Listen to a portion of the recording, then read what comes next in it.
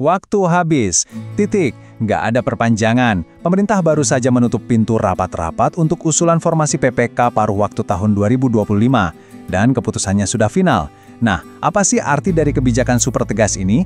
Dan apa dampaknya buat kita semua? Yuk kita bedah bareng-bareng. Oke, biar gampang, ini yang bakal kita bahas. Kita mulai dari berita utamanya dulu ya, soal tenggat waktu yang sudah final ini. Terus kita bakal mundur sedikit buat paham sebenarnya apa sih PPPK paruh waktu itu? Habis itu kita selidiki kenapa BKN bisa setegas itu, lihat gimana ini nyambung ke gambaran besar reformasi ASN, dan yang paling penting, kita cari tahu apa artinya semua ini buat Anda. Oke, kita langsung aja ke poin utamanya, jantung dari pembahasan kita kali ini. Tenggat waktu yang benar-benar udah nggak bisa ditawar lagi. Pesan dari pemerintah tuh jelas banget dan tegas. Batas waktu pengajuan usulan formasi PPPK paruh waktu udah lewat dan nggak akan diperpanjang. Saya ulangi ya, tidak akan diperpanjang. Ini bukan sekedar himbauan loh, tapi keputusan final yang bakal nentuin peta kepegawaian ASN buat tahun depan. Nah, dengar soal ketegasan tadi, mungkin banyak yang jadi penasaran, PPPK paruh waktu itu apaan sih sebenarnya? Yuk kita kenalan dulu sama konsep yang bisa dibilang inovatif ini. Gampangnya gini, PPK paruh waktu ini semacam terobosan dalam sistem kepegawaian kita yang rencananya bakal dimulai tahun 2025.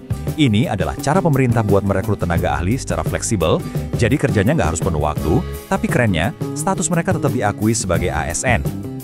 Eits, tapi tunggu dulu, skema ini nggak buat semua bidang ya. Pemerintah itu fokus ke beberapa sektor kunci yang emang paling butuh fleksibilitas. Contohnya kayak pendidikan, kesehatan, administrasi, dan yang sekarang penting banget, para ahli buat layanan digital pemerintah. Dan ini semua bukan cuma wacana atau omong kosong loh. Kebijakan ini punya payung hukum yang kuat dan jelas, yaitu Peraturan Menpan RB nomor 16 tahun 2025. Jadi pelaksananya benar-benar resmi dan ada aturannya. Sekarang kita masuk ke bagian yang bikin penasaran. Kenapa sih Badan Kepegawaian Negara atau BKN kok kayaknya galak banget soal deadline ini? Apa sih yang ada di baliknya? Nah, jawabannya langsung dari PLT Kepala BKN. Kata kuncinya ada dua, disiplin dan ketepatan waktu. Jadi pemerintah mau memastikan semua proses perencanaan kebutuhan ASN secara nasional itu berjalan seragam dan teratur. Udah nggak ada lagi ceritanya ngaret-ngaretan. Selain soal disiplin, ternyata ada juga alasan teknis yang krusial banget. Jadi, di belakang layar itu, motionnya udah jalan, datanya lagi disinkronisasi. Coba bayangin, nungguin 1-2 instansi yang telat, itu bisa-bisa bikin kacau jadwal nasional. Nggak bisa kan? Konsekuensinya pun jelas banget. Instansi pemerintah yang kemarin telat mengajukan usulan, ya mohon maaf harus rela kehilangan alokasi formasi PPK paruh waktu di tahun 2025. Mereka mesti nunggu lagi kesempatan berikutnya di tahun 2026. Walaupun aturannya ketat banget, ternyata tingkat kepatuhannya tinggi loh. Coba deh lihat angka ini. Lebih dari 3.500 instansi, baik di pusat maupun daerah, berhasil ngajuin usulan tepat waktu. Ini sinyal kuat kalau sebagian besar birokrasi kita tuh sebenarnya udah siap sama perubahan ini. Nah, ngomongin soal kesiapan ini, kita jadi bisa lihat gambaran yang lebih besar. Sebenarnya, gimana sih posisi kebijakan PPPK ini dalam strategi besar reformasi ASN secara keseluruhan? Jadi gini, ini tuh bukan sekedar update administrasi biasa ya. Kebijakan PPPK paruh waktu ini adalah bagian dari rencana besar buat makeover wajah aparatur sipil negara kita. Tujuannya, ya biar birokrasi lebih ramping, lebih efisien, dan yang paling penting, berbasis kinerja alias hasil kerja yang nyata. Dan ini ditegaskan lagi sama Ibu Menteri PAN RRB. Fokusnya sekarang itu kualitas, bukan lagi cuma kuantitas atau jumlah pegawai. Di tengah kondisi anggaran yang terbatas, skema paruh waktu ini jadi solusi cerdas buat merekrut talenta terbaik tanpa harus membebani keuangan negara. Biar lebih kebayang, kita lihat contoh nyatanya di daerah. Misalnya nih, Jawa Tengah fokus cari tenaga buat digitalisasi arsip, keren kan?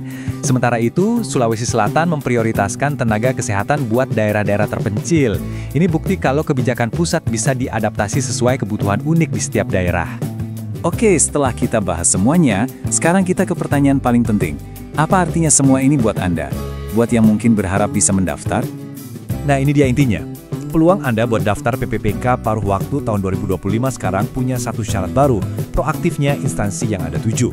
Jadi kualifikasi Anda mungkin udah top banget, tapi kalau instansi incaran Anda kemarin nggak ngajuin usulan tepat waktu, ya formasinya nggak akan ada di sana. Sesimpel itu.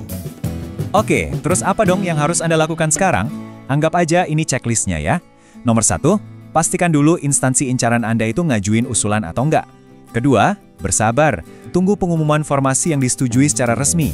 Ketiga, ini kali penting banget, pantau informasinya cuma dari portal resmi. Dan terakhir, please jangan kemakan hoaks soal perpanjangan waktu atau jalur-jalur khusus. Gak ada. Biar gak salah info, nih catat atau simpan 2 alamat web ini. Hanya informasi dari portal SSCASN-BKN dan situs Kemenpan RB yang bisa dipercaya. Jangan pernah percaya dari sumber lain ya. Jadi, pada akhirnya, ketegasan soal deadline ini tuh lebih dari sekedar urusan administrasi loh. Ini tuh kayak sinyal kuat soal arah baru birokrasi kita. Pertanyaan besarnya sekarang, apakah ini benar-benar awal dari era baru pelayanan publik yang lebih lincah, lebih fleksibel, dan lebih berkualitas? Cuma waktu yang bisa jawab, dan pastinya kita bakal sama-sama lihat perkembangannya.